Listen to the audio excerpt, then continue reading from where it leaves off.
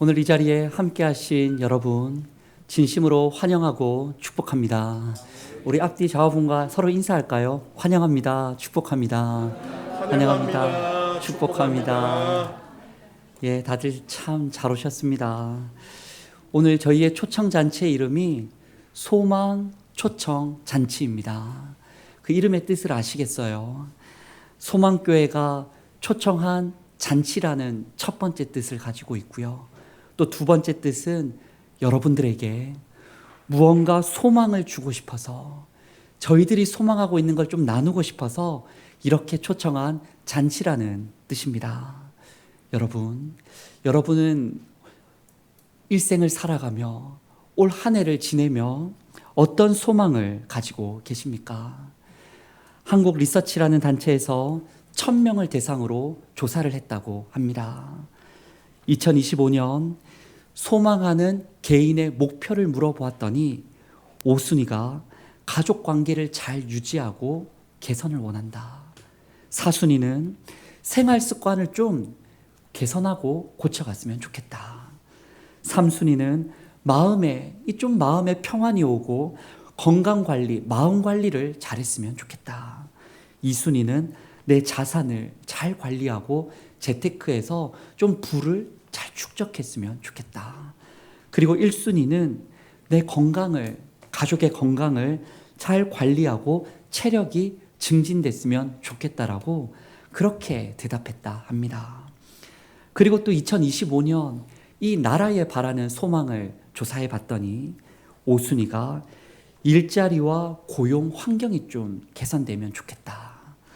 4순위가 사회 갈등이 해소되길 원하고, 3순위가 국가 경제가 좀 활성화되고 이 어려운 경기가 회복되길 원한다. 2순위는 개인적으로는 생활비의 부담이 좀 완화됐으면 좋겠고, 마지막 1순위가 뭐라고요? 정치가 안정화됐으면 좋겠다라고 그 설문에 응답했다 합니다. 그럼 여러분은 어떤 걸 소망하고 계십니까? 아마 사람마다 여러 상황마다 다르긴 하겠지만 어느 정도는 우리 개인적으로나 사회적으로 원하고 바라고 기도했던 그 내용들이 이 조사 내용에 다 담겨 있지 않나, 이런 생각이 들어집니다. 우린 늘 바라는 거죠. 나와 가정이, 내 사회와 나라가 진정 좀 회복되길, 이 힘든 시기를 지나 좀 회복되기를, 또 더불어서 풍성하기를, 뭔가 행복으로 채워지기를, 그리고 참되게 내가 나답게 살아가기를, 하루를 살더라도 무의미하게 말고 참되게 유의미하게 살기를 우리는 함께 소망하고 있습니다. 헌데 여러분, 이렇게 소망하는 바는 잘 알겠고 누구나 그 소망하는 바를 위해 열심히 살아가지만 문제가 있다는 거예요. 어떤 문제가 있습니까? 크게 두 가지죠. 하나는 소망하는 바가 있으나 이루기가 쉽지가 않다는 겁니다. 배우자도 자식도 내 마음대로 되어지지가 않습니다. 취업의 준비와 그 생업의 힘든 현장에서 우리는 나름 애쓰고 노력하지만 일이 틀어질 때가 얼마나 많습니까? 몸도 마음도 잘 다스리고 아무쪼록 건강이 최고라 건강하길 원하지만 어느 순간 갑작스레 두려움이 생기기도 하고, 또 어느 순간 갑작스레 사고를 만나기도, 질병을 겪기도 합니다. 하루하루 먹고 사는 것도, 누군가와 좋은 관계를 가지는 것도, 내 속한 공동체의 행복과 이 사회의 안녕도 소망은 큰데 이뤄가기가 쉽지가 않습니다. 그 가운데서 좀 지치기도 하죠. 낙담되기도 하죠. 언제 소망이 이루어질까 그 소망을 포기하기도 합니다. 그럼 여러분, 두 번째 문제는 무엇입니까? 소망하는 바를 이루었으나 행복하지가 않은 겁니다. 여러분 잘 아실 텐데 지혜의 왕이라 불리는 솔로몬 왕이 있습니다. 그가 자신의 말년에 쓴 책 전도서라는 성경의 말씀을 보면 그가 이런 이야기를 해요. 우리 함께 전도서 2장 1절의 말씀을 소리내어 낭독해 보겠습니다. 시작.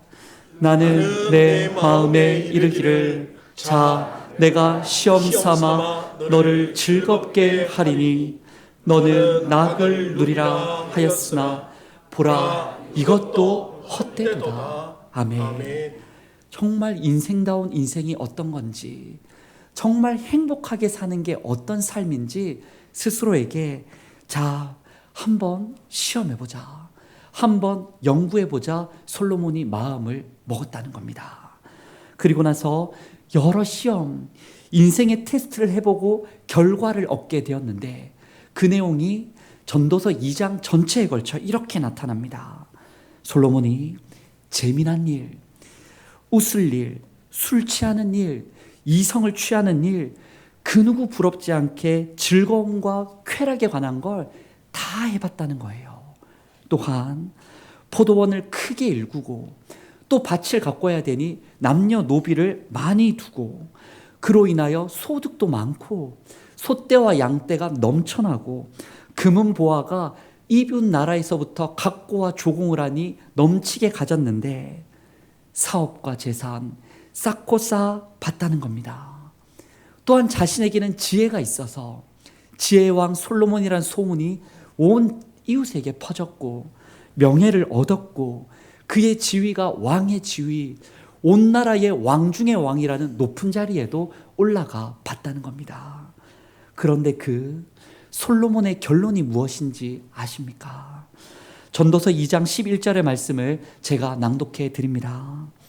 그 후에 이 모든 것을 다 한 후에 내가 생각해 본즉 내 손으로 한 모든 일과 내가 수고한 모든 것이 다 헛되어 바람을 잡는 것이며 해 아래에서 무익한 것이로다.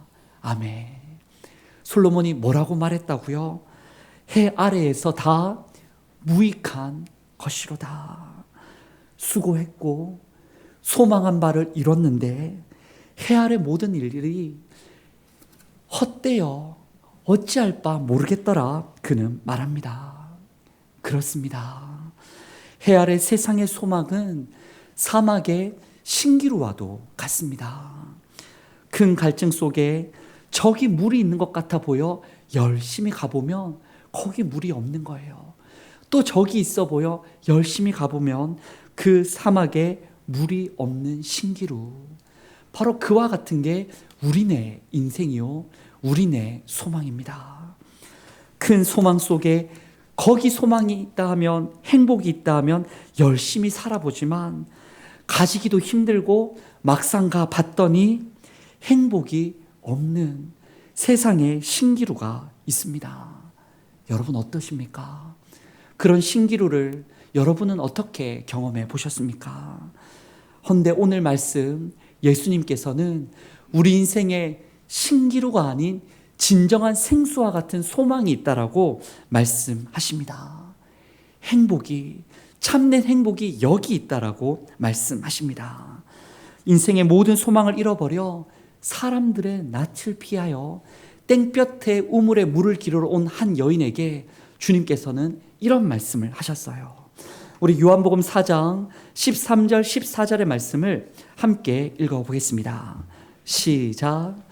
예수께서 대답하여 이르시되 이 물을 마시는 자마다 다시 목마르려니와 내가 주는 물을 마시는 자는 영원히 목마르지 아니하리니 내가 주는 물은 그 속에서 영생하도록 솟아나는 샘물이 되리라. 아멘. 그렇습니다. 해 아래 세상의 소망은 헛되고 헛되어 그렇게 노력하고 가져도 다시 목마르게 되지만은 예수님 안에 있는 이 소망은, 그분께서 약속하신 하나님 나라의 소망은 참되고 참되어 우리의 갈증을 해소하고 영원한 생명을 살게 하는 줄 믿습니다.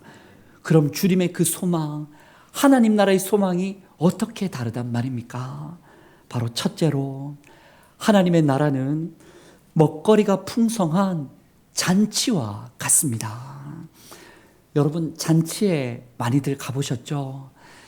칠순잔치, 돌잔치, 가족잔치, 동네잔치, 사람이 사노라면 잔치에 많이 참석하게 됩니다.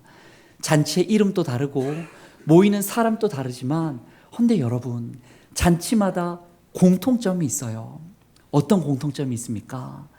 바로 먹을 거리가 풍성하다라는 겁니다. 결혼식에 가도 또 어디 잔치에 가도 우린 잔치 잘하고 돌아오면 이런 말들을 해요. 이야, 오늘 결혼식 뷔페 참 좋더라.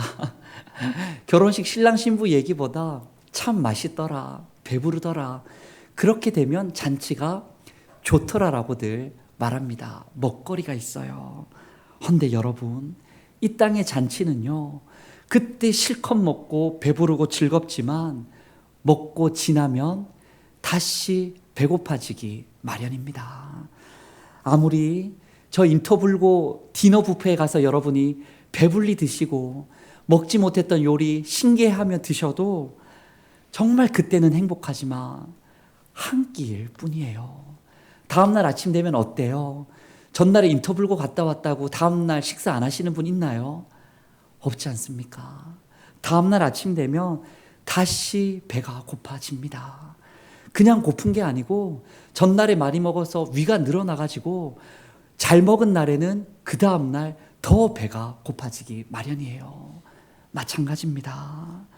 이 세상의 다른 소망도 마찬가지예요. 돈도 명예도 지식도 성공도 먹고 먹으면 배부르고 풍성하고 행복할 것 같지만 먹으면 먹을수록 배고픔을 느끼는 게 우리네 인생입니다. 왜 그러냐면 나는 먹었는데 더 가진 자를 볼 때에, 더 높은 자, 더 배운 자, 더 이룬 자를 볼 때에 나는 먹지 못했다라고 생각하기 때문에 우리는 끝없는 허기를 느끼며 이 땅을 살아갑니다. 헌데 여러분, 예수님은 자신에 대해서 이렇게 알려주시죠. 요한복음 6장 54절 55절의 말씀도 우리 소리내어 한번 함께 읽어보겠습니다. 시작.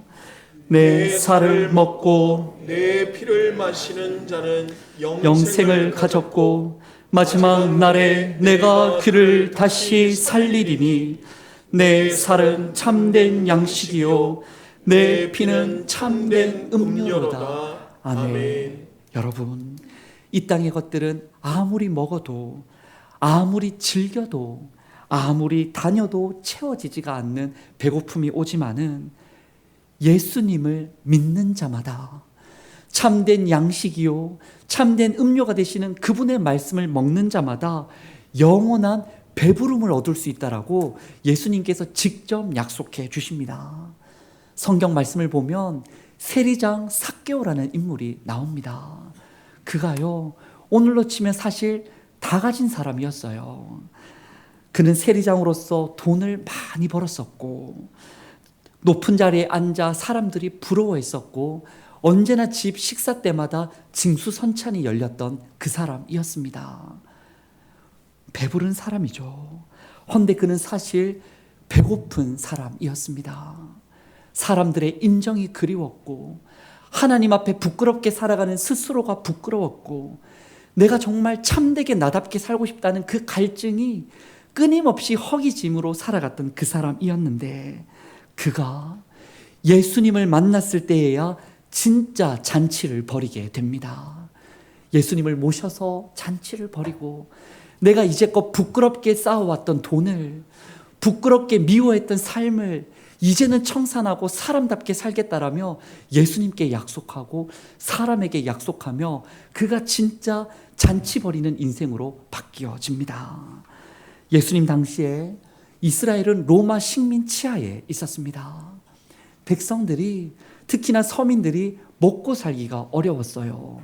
그때 쿠데타가 일어나고 로마의 군대에 강압적인 통치가 있었고 경제적 수단은 매우 줄어들어 있고 또 나름대로 세금과 조공은 바쳐야 하고 허기진 인생, 희망 없는 인생이었는데 그들이 예수님을 만났더니 예수님의 말씀을 조금이라도 더 듣고 싶어 빈들로 따라 나갔더니 거기서 오병이어의 기적으로 하늘의 만나를 먹게 되는 은혜가 있었습니다.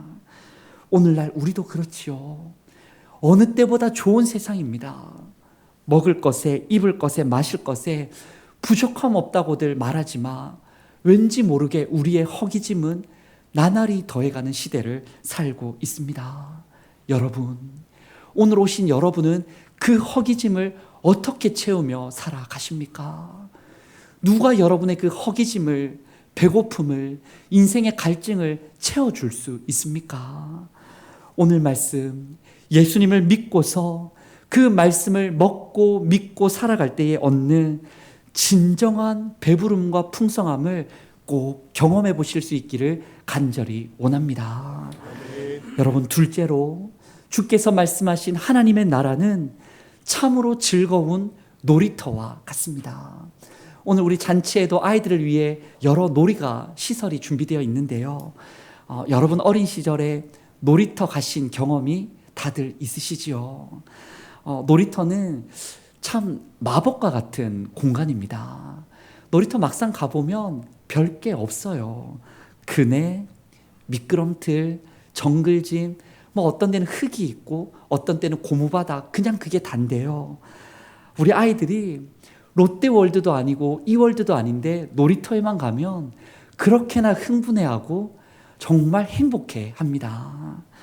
그저 웃고 뛰고 깔깔거리고 막 에너지를 발산하는 장소, 아이가 아이다워지는 장소가 어디냐면 놀이터입니다.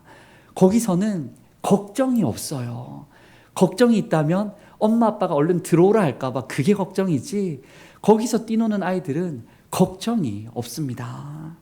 순수한 기쁨에, 즐거움에 함께 놀다가 모르는 친구가 와도, 혹 가난한 친구가 와도, 혹 부자 친구가 와도, 잘 배운 친구가 오고 숙제하면 맨날 못하는 친구가 와도 거기에 오는 이들은 금세 서로 함께 더불어 놀게 됩니다.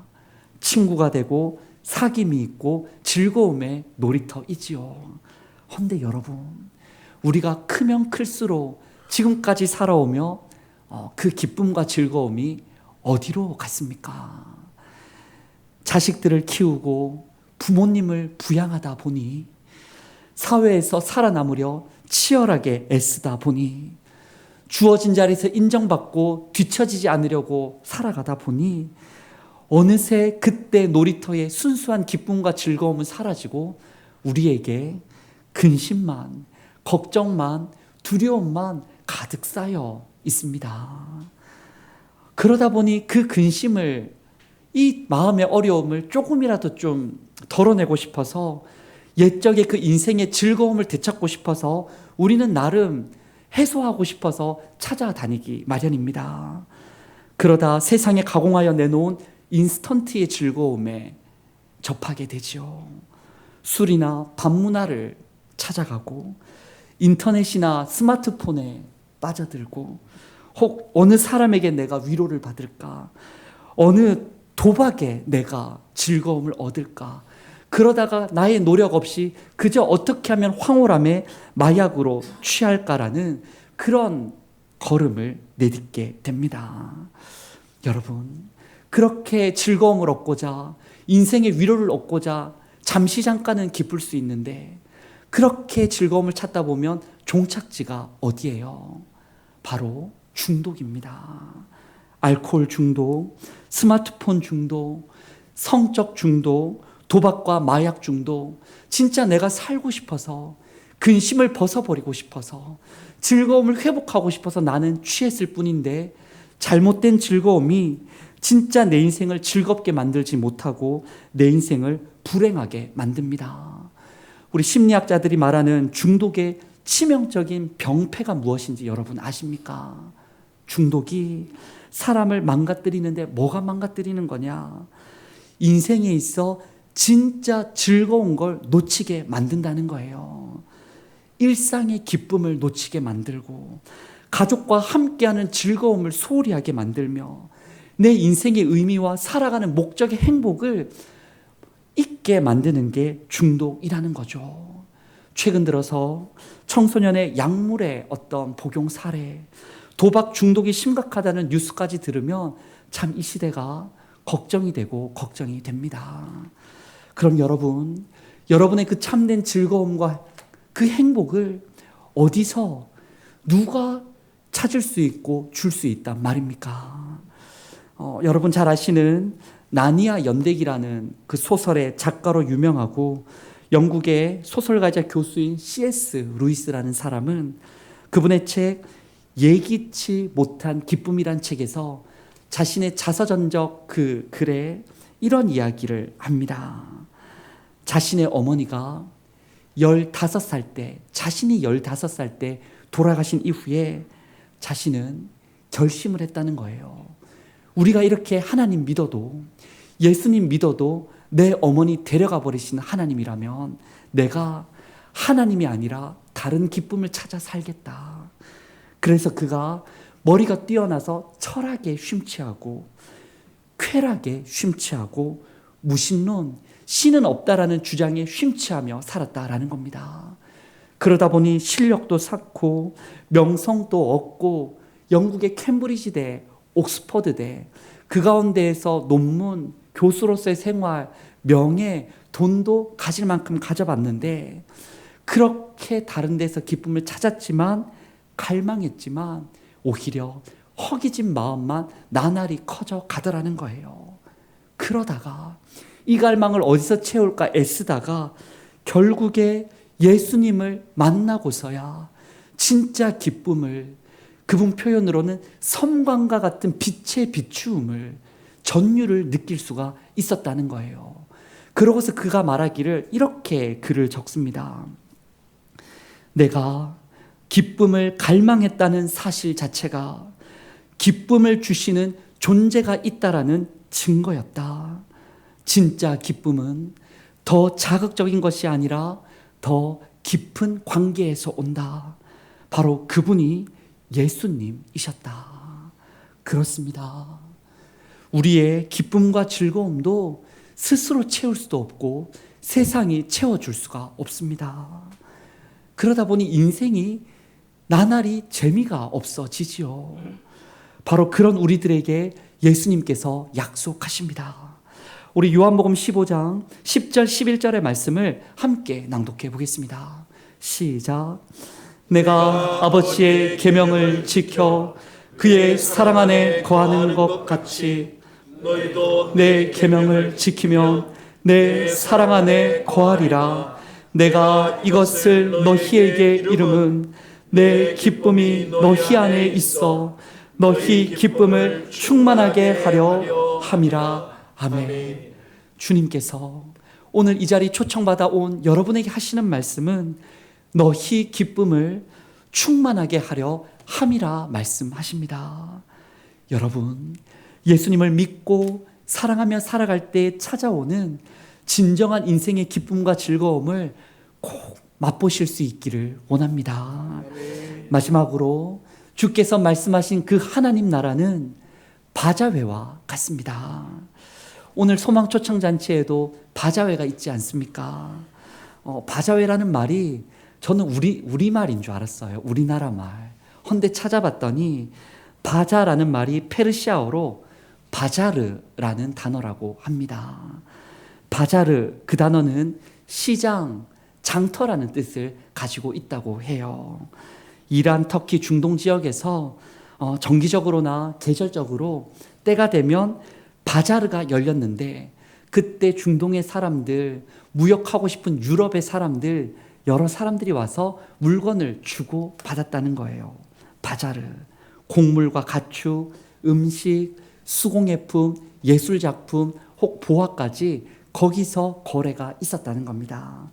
그런데 그러고서 19세기에 영국의 성공회와 또 독일의 루터교 여러 교회들에서 자선 활동과 선교 행사를 벌이게 되는데 그때 행사를 위해 모금 활동을 진행할 때의 이름을 바자회라고 이름을 붙였다고 합니다. 바자르.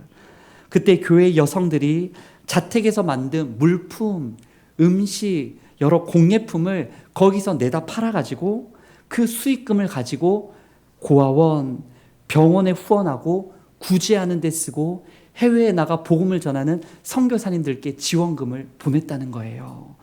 그리고 그 문화가 20세기 초 우리 20세기 한국의 선교사, 우리나라에 들어온 선교사들로 인하여서 선교사님들이 사랑의 바자회를 열자 해가지고 그때 행사가 시작됐는데 오늘에 이르기까지 우리 교회가 이름 붙이는 바자회에 이르기까지 이어져 왔다라고 합니다.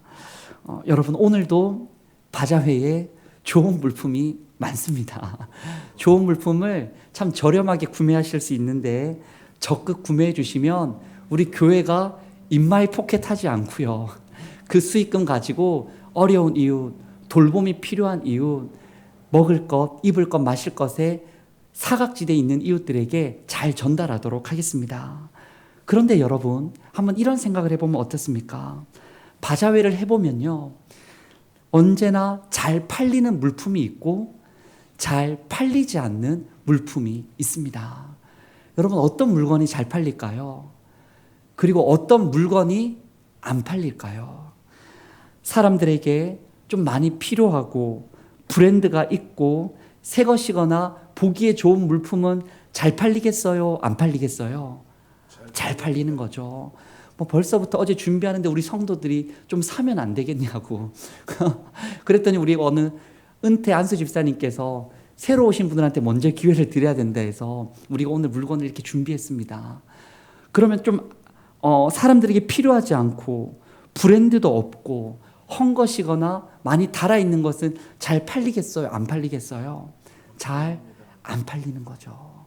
그런데 여러분 바자회를 우리 입장 말고 팔리는 물품 입장에서 생각해 보면 어떻습니까? 집에서도 쓸모가 없다 하여 물건이 내놔진 겁니다. 물건이 내놔져서 바자회에 누가 나를 데리고 가서 써줄까 싶어 기다리고 있는데 저 물건은 팔리고 요 물건도 팔리는데 나만 팔리지 않는 거예요. 팔리고 팔리다 홀로 남은 바자회의 그 물품의 마음을 여러분 생각해 보신 적 있으십니까? 우리 교회에서도 여러 해 바자를 해왔는데 끝까지 남겨진 그 물품들은 또 옷들은 고물상에 넘겨지게 되거든요. 목적대로 쓰임받지 못하고 폐기물로 재활용품으로 가게 되는데 여러분 그 바자의 물품을 생각하게 되면 어찌 보면 우리 인생이 바자의 물품과 같지는 않을까 생각해 보게 됩니다. 어떤 인생은 누구나 사고 싶고 만나고 싶고 얻고 싶은 사고 싶은 인생이라면 어떤 인생은 보잘것없고 브랜드가 없고 인기가 없고 팔려지지 않고 찾아지지 않는 참 연약한 인생일 수 있습니다. 그런 인생을 우리가 지금까지 살아왔는데 어떤 인생을 살았든지 평가를 받을 텐데 여러분 생각은 스스로는 어떠십니까? 저는 바자회 때 예수님의 마태복음 25장 마지막 날에 대한 이 말씀이 생각납니다. 우리 31절부터 33절까지 우리 함께 말씀을 낭독해 보겠습니다. 시작. 인자가 자기 영광으로 모든 천사가 함께 올 때에 자기 영광의 보좌에 앉으리니 모든 민족을 그 앞에 모으고 각각 구분하기를 목자가 양과 염소를 구분하는 것 같이 하여 양은 그 오른편에 염소는 왼편에 두리라. 아멘. 예수님께서는 우리 인생의 마지막 때가 있다라고 말씀하십니다. 그리고 그 마지막 때에 평가가 있다라고 말씀하십니다. 인생의 마지막, 세상의 마지막, 모든 피조물이 마지막 때 하나님 앞에 서는 날에 흡사 바자회 물품처럼 하나님이 사실지 아니 사실지 결정하실 거라고 말씀하십니다. 양과 같이 자신의 삶을 아름답게 가꾼 의인들은 영생에 들어간다라고 하시고 염소와 같이 자신의 삶도 이웃의 삶도 함부로 대하고 죄를 지은 인생들은 영벌에 들어간다라고 말씀하십니다. 참 조심스러운 질문인데요. 여러분은 어느 쪽이십니까? 하나님 마지막 날 바자회 물품 고르듯 이제 갇히는 인생을 내 안으로 품고 아닌 인생은 그에 따른 보응을 주겠다라고 말씀하실 때 여러분은 어느 쪽에 하나님의 품에 잘 팔리는 인생입니까? 아닌 인생입니까? 아무도 사가지 않을 브랜드 없고 헝것이 되고 더럽혀진 인생입니까? 인생 가운데 아름다움을 가꾸고 새 것과 같고 깨끗한 인생입니까? 여러분 걱정 마시기 바랍니다. 사실 이 질문 앞에 당당하게 말할 수 있는 사람이 없고 저 역시 이 질문 앞에 참 두렵고 떨리는 마음이 듭니다. 허나 왜 걱정 마시라고 말씀을 드렸냐면 예수님께서 우리 인생이 어떤 물품과 같은 인생일지라도 다 사주시겠다라고 약속하셨기 때문입니다. 그냥 사주시는 게 아니라 새 것처럼 제값을 치르고 사주겠다라고 말씀하십니다. 헐값으로 사는 게 아니에요. 남들이 찾지 않는 인생, 너가 이런 죄를 지었으니 내가 정말 너를 부끄럽게 사겠다라는 것도 아니에요. 예수님은 자신의 목숨을 내어줄 만큼 여러분을 사랑하시고 주님의 목숨, 하나님의 목숨값으로 여러분을 보배롭게 사겠다고, 보배롭게 살 뿐만 아니라 새 것으로 만들어 주겠다라고, 새 것으로 지금 살아갈 뿐만 아니라 영원한 생명을 주인과 함께 살아갈 수 있도록 도와주겠다라고 그 주인께서 약속해 주십니다.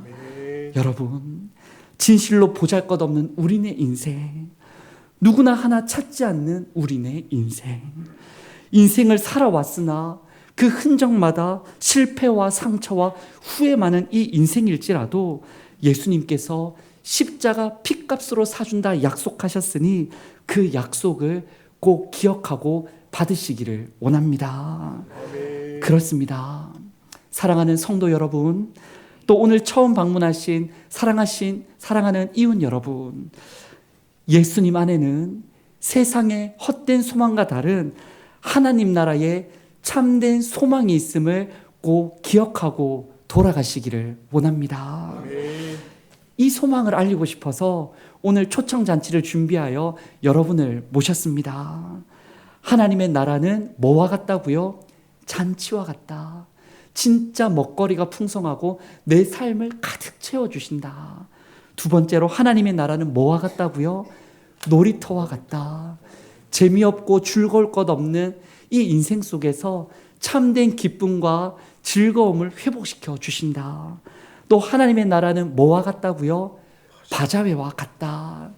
이 값싼 인생을 값비싼 인생으로 새롭게 사주시고 새롭게 살아가게 하신다는 걸 여러분 기억하기 원합니다.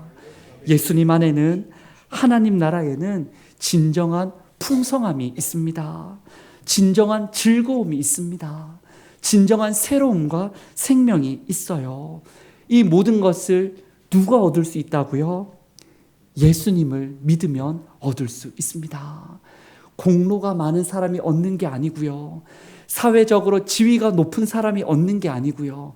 자산 몇억 클럽에 가입해야 얻을 수 있는 게 아니라 가난한 자든 부자이든 많이 배운 사람이든 적게 배운 사람이든 어린아이든 나이 많은 시니어분이든 누구나 할 것 없이 이 말씀 들려준 순간 나도 믿고 싶다는 사람은 누구나 이 소망을, 하나님 나라를, 진정한 보배를 얻을 수 있습니다.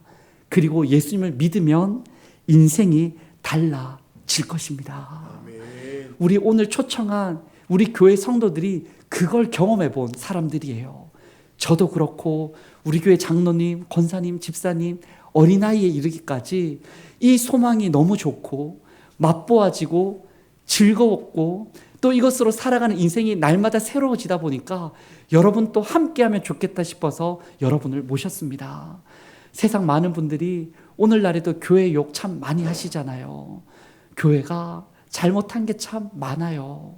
어느 목회자의 윤리상실, 어느 교회의 욕심, 진짜 영혼을 사랑하기보다 사람 수를 채우려고 했던 교회의 잘못들이 지금까지 여러분에게 많은 부끄러움을 가져다 주었습니다. 이 자리를 빌어 교회를 대표해서 여러분께 사과를 드려요.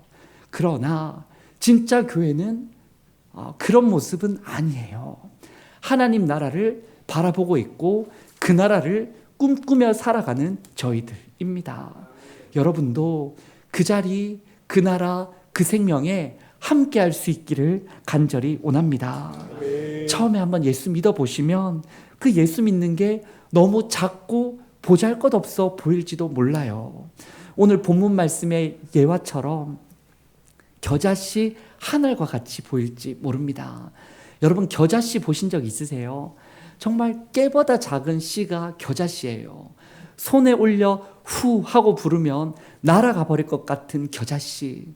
그런 겨자씨 같은 예수 믿는 시작처럼 보일지 모르지만 그러나 오늘 본문 19절 말씀처럼 천국은 마치 겨자씨 한 알과 같습니다.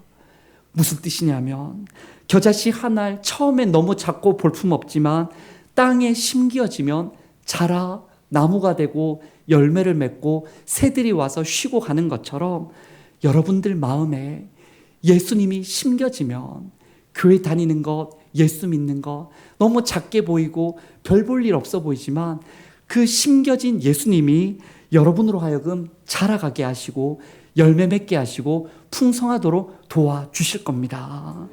여러분의 삶이 이웃들이 새들이 와서 쉬어갈 수 있는 넉넉하고 멋지고 아름다운 사람이 될 것이에요. 또 예수 믿는다는 거, 보이지 않는 하나님 믿는다는 거 뜬구름 잡는 얘기처럼 느껴지실지 모릅니다.